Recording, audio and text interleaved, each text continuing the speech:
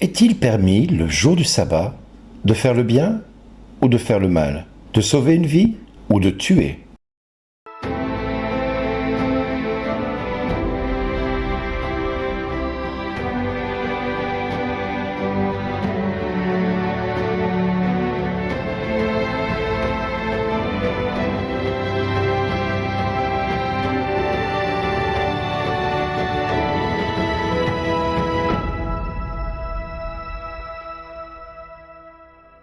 Bonjour les amis, aujourd'hui nous fêtons Sainte Agnès, alors je voudrais souhaiter une bonne fête à toutes celles qui portent ce prénom. Sachez qu'Agnès est née en 291 et à l'âge de 12 ou 13 ans, elle est sur la frontière, on va dire, de l'enfance, entre l'enfance et l'âge adulte, et elle va rejeter les avances du fils du préfet de Rome, qui la courtise vraiment beaucoup, et au moment où elle va refuser cela, ce fiancé lui va tomber malade d'amour, parce qu'elle dira qu'elle est tombée amoureuse de quelqu'un de plus noble que lui, Jésus-Christ bien évidemment, qu'elle ne dira qu'à son père lorsque celui-ci va la convoquer et la mettre en prison dans un premier temps. Elle dira qu'elle est promise à Jésus-Christ et qu'elle n'est pas question qu'elle renonce à lui. Le préfet lui ordonne alors de sacrifier au dieu romain sous peine d'être enfermée dans un lupanar, c'est-à-dire dans un bordel, et comme elle a refusé de céder, Agnès est donc dépouillée de tous ses vêtements et conduite nue dans toute la ville jusqu'au lieu de prostitution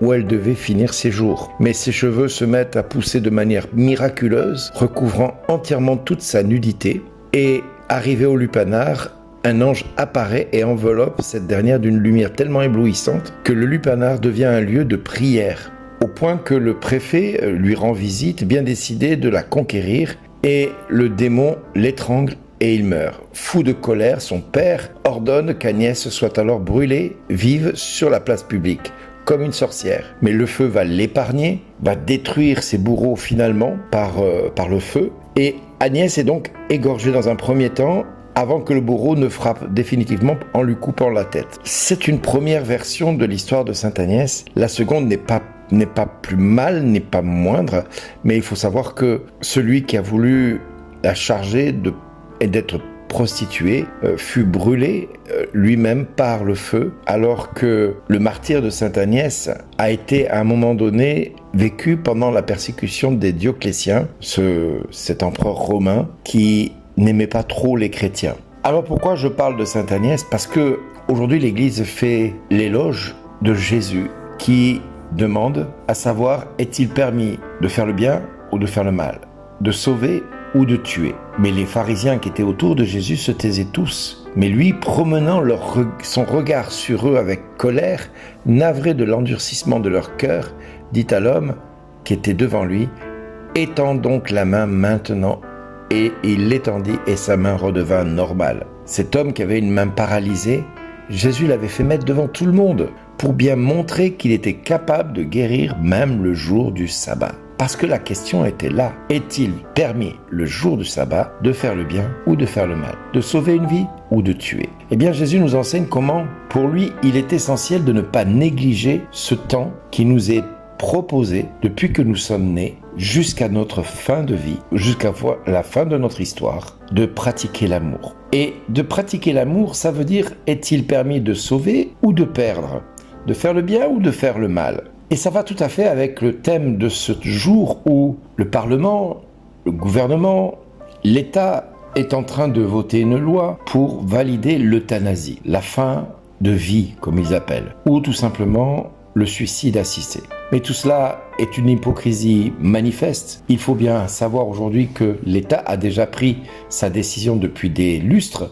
Dans les loges maçonniques, c'est déjà décidé en amont depuis longtemps, puisque les francs-maçons ne veulent pas reconnaître que la vie est un don de Dieu. La vie est un don de l'homme à l'homme, mais pas de Dieu à l'homme. Or, ce que le Père a voulu depuis la nuit des temps, c'est de créer l'homme à son image, et que l'homme lui soit reconnaissant d'avoir été fait à son image. Le problème, c'est que les hommes aujourd'hui se prennent pour Dieu et veulent jouir de la vie ou de la mort. Alors ils ont commencé par abolir la peine de mort pour ceux qui faisaient du tort aux autres. Et je trouve tout à fait sain de vouloir abolir la peine de mort à la condition qu'on l'abolisse définitivement pour tout être humain, à commencer par les êtres à naître, les enfants, les nouveau-nés, pour tous ceux qui vont venir au monde, à qui on refuse de pouvoir vivre dans un monde dans lequel l'homme passe au-dessus de Dieu. Les êtres humains ont voulu abolir l'avortement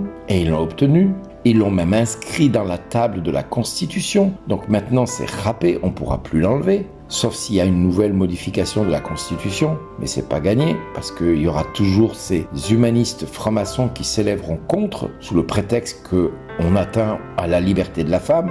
Mais que fait-on de la liberté de l'enfant? On l'oublie totalement. Quant aux vieillards, aux handicapés, aux malades, au lieu de les aider à mourir dignement, c'est-à-dire en leur permettant de ne pas souffrir, eh bien, on va autoriser des personnes de les faire mourir. Non seulement c'est d'une hypocrisie manifeste, mais en plus c'est honteux que de penser ainsi. Pourquoi? Parce qu'il arrive à un moment donné où même ceux qui seront contre la pratique du suicide assisté, de l'euthanasie, devront quand même le faire sous peine d'être sanctionnés pénalement. Et les familles qui auraient tendance à vouloir encourager quelqu'un à s'accrocher à la vie, alors que lui aura exprimé le besoin de partir parce que pas bien pris en charge par la société, pas aidé par les établissements hospitaliers qui devraient normalement venir en aide au maximum de ce qui est possible. Mais voilà, on est dans un pays où prendre soin des malades, ça coûte cher. Donc il vaut mieux s'en séparer. Prendre soin d'un handicapé, ça coûte cher. Donc il vaut mieux s'en séparer. Donc il n'est pas question de revenir là-dessus. Et donc pour une question financière, on va autoriser et obliger les soignants à devenir des personnes criminelles. Il faut dire les choses comme elles sont. Et pendant ce temps, je dis bien pendant ce temps, l'Église, notre Église que nous aimons avec un grand E, qu'elle soit protestante, orthodoxe, évangélique, catholique, et tous les istes et les ics qui peuvent exister, tous les ox et les ax qui peuvent exister, ne dit rien, se tait. Alors j'en appelle ouvertement aujourd'hui aux évêques de France. J'en appelle fermement à tous les évêques de France. En l'honneur de Sainte Agnès qui a donné sa vie pour le Christ, en l'honneur de cette femme de 12 ou 13 ans qui nous a montré la fidélité au Christ même au péril de sa vie. J'en appelle aux évêques de France à prendre le risque d'être sanctionnés en s'opposant à l'État, en disant que tout homme qui s'opposera au commandement de Dieu, tu ne tueras point, et qui voteront la loi sur l'euthanasie ou tout simplement sur la fin de vie assistée, eh bien, seront excommuniés. J'en appelle à tous les évêques de France de procéder à cette déclaration officielle dans les médias. Et j'en appelle vraiment à tous, sans exception. J'en appelle au Saint-Père de menacer d'excommunication tout homme qui prononcera désormais un texte de loi prônant l'euthanasie comme un droit légitime. L'avortement n'a été que trop toléré dans notre monde. Il est temps que l'Église se déclare ouvertement devant les forces du monde, devant les hommes de ce monde, devant les puissances qui régissent ce monde, que la vie est prioritaire à tout acte de mort, que ce soit dans les guerres, que ce soit dans les pays où les guerres civiles existent, mais également dans les pays où, sous des prétextes fallacieux, on veut finir avec les hommes ou les femmes malades parce qu'on refuse de payer pour des gens qui ont besoin d'être soignés, accompagnés, soulagés jusqu'à leur dernier départ vers le Père éternel. J'en appelle à toute l'Église de se lever d'un seul pas vers le Christ et de dire non, c'est terminé, nous ne voulons pas de cela. Je refuse que l'Église se soumette à une autorité civile pour cette question-là. Je me refuse d'être associé à la mort d'un être humain sous commandement d'un autre, sous prétexte que je ne peux pas prendre soin de lui, parce que je refuse de payer. On est capable de payer dans la solidarité nationale les avortements dans le pays et on refuserait de payer pour ceux qui voudraient vivre et qui n'ont pas la force de patienter parce qu'on refuse de les soigner jusqu'au bout. J'appelle aux médecins qui ont fait serment d'Hippocrate de donner la vie et de préserver la vie, de se lever d'un seul cœur, d'une seule voix pour dire non, nous ne ferons pas la moindre euthanasie, la moindre suppression de vie désormais. Nous nous élevons, quitte à ce qu'on nous radie de l'ordre des médecins, mais vous n'aurez plus de médecins qui ratifieront ce que vous êtes en train de décider à notre place. J'ai fait serment d'Hippocrate, je suis médecin, je suis là pour donner la vie et pour préserver la vie au maximum de ce qui m'est possible. Je dois soulager ceux qui souffrent parce que c'est mon serment d'Hippocrate qui me l'impose. Et vous voulez aujourd'hui m'imposer de détruire une vie parce que vous refusez de payer et vous êtes capable de payer des avortements. Vous êtes capable de trouver de l'argent pour faire des guerres, mais pour sauver des vies, vous n'en trouvez pas. Vous devriez avoir honte. Vous n'êtes pas capable de prendre soin des malades et vous voulez vous donner le droit de tuer l'être humain au lieu de lui donner le droit de vivre. Il n'est pas question que nous soyons complices de vos malversations, de votre malhonnêteté intellectuelle, de votre perversion et de vos mensonges. Non, il n'en est pas question, ni même que nous soyons victimes de vos décisions et coupables selon vos yeux et vos regards à vous, messieurs, mesdames, qui prônez l'euthanasie et le suicide assisté. C'était ma déclaration du jour et j'espère qu'elle sera relayée dans les médias.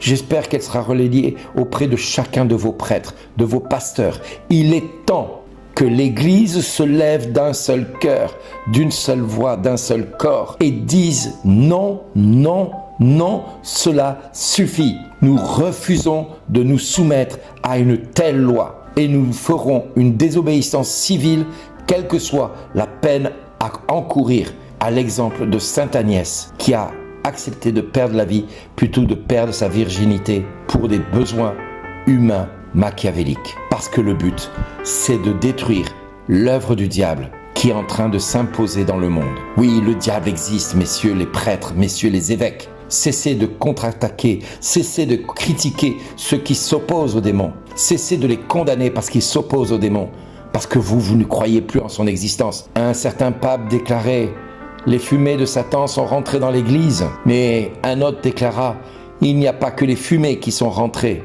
désormais ».